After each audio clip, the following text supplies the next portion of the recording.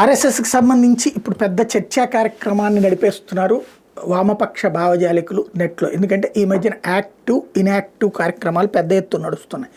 బేసిక్గా RSS communist party టైప్లో సంస్థాగత నిర్మాణం కాదు.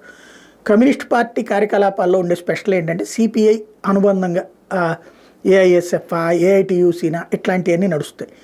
సిపిఐ హెడ్ క్వార్టర్గా ఉంటుంది, ఇవన్నీ కూడా అనుబంధ విభాగాలుగా ఉంటాయి. సిపిఎం హెడ్ క్వార్టర్గా ఉంటుంది, దాని అనుబంధంగా సిఐటియు ఇతరత్ర సంస్థలు నడుస్తుంటాయి. అవి వాళ్ళకి.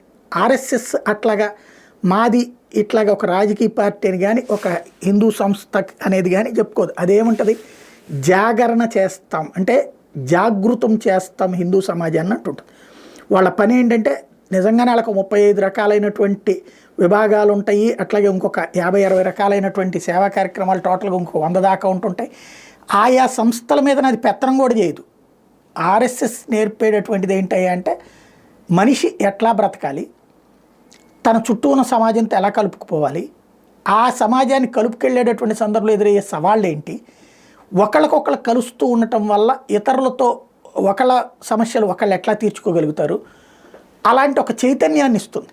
అంతేగాని ఏదో ఒక సమస్య రాగానే పరిగెత్తుకెళ్ళిపోయేసి ఇప్పుడు ఎవడైనా మాట్లాడేటప్పుడు గుళ్ళో ఏదో తేడా వస్తే లేకపోతే కనుక హిందుత్వానికి సంబంధించిన తేడా వస్తే ఆర్ఎస్ఎస్ వాడు ఏం చేస్తున్నాడు, ఏహెచ్పీ వాడు చేస్తున్నాడు అంటే అడిగి ఏమైనా మనం ఏమైనా ఇచ్చామా, హక్కులు రాసి ఇచ్చామా?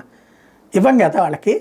వాళ్ళ పని వాళ్ళు చేసుకుంటూ ఉంటుంటారు. వాళ్ళు చేసే పని ఏంటంటే ఇప్పుడు ఈ వివిధ విభాగాల వాళ్ళు పనిచేస్తూ ఉంటుంటే ఓహో వాళ్ళకి ఏదైనా చైతన్యపరిచేది అంటే వాళ్ళకి ఎలాంటి ఎదుగుదల ఉండాలి. ఫర్ ఎగ్జాంపుల్ ఒక దేవాలయాలకు సంబంధించి నిర్ణయం తీసుకున్నారు, ఆలయాల్లో ఎట్లాంటి పరిస్థితులు ఉంటుంది. ఫర్ ఎగ్జాంపుల్ అయోధ్యది నడుస్తుంది, దాన్ని నడిపేవాళ్ళు ఆర్ఎస్ఎస్ భావజాలం వల్ల ఇన్ఫ్లుయెన్స్ అయ్యి ఉంటారు, కానీ ఆర్ఎస్ఎస్ డైరెక్ట్గా ఇన్వాల్వ్ కాదు.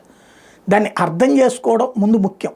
దాన్ని కాంగ్రెస్ పార్టీ దాని అనుబంధ సంస్థలు లేకపోతే కనుక సిపిఐ సిపిఎం అనుబంధ సంస్థల తరహాలో ప్రచారం చేయడమే అమాయకత్వం. ప్రస్తుతం ఆర్ఎస్ఎస్ చేస్తున్నటువంటి పని కేవలం సామాజిక చైతన్యం, ప్రపంచవ్యాప్తంగా కూడా చేసేది. అదే సందర్భంలో ఇతర మతాల్ని దేశించమని దూషించమని అదైతే చెప్పదు, అలాగ వద్దంటుంది. ప్రతి మతము కూడా ఒక దారి, ఆ ధర్మానికి సంబంధించినటువంటి దారిని దూషించడం ద్వేషించడం చెయ్యొద్దని చెప్తుంది.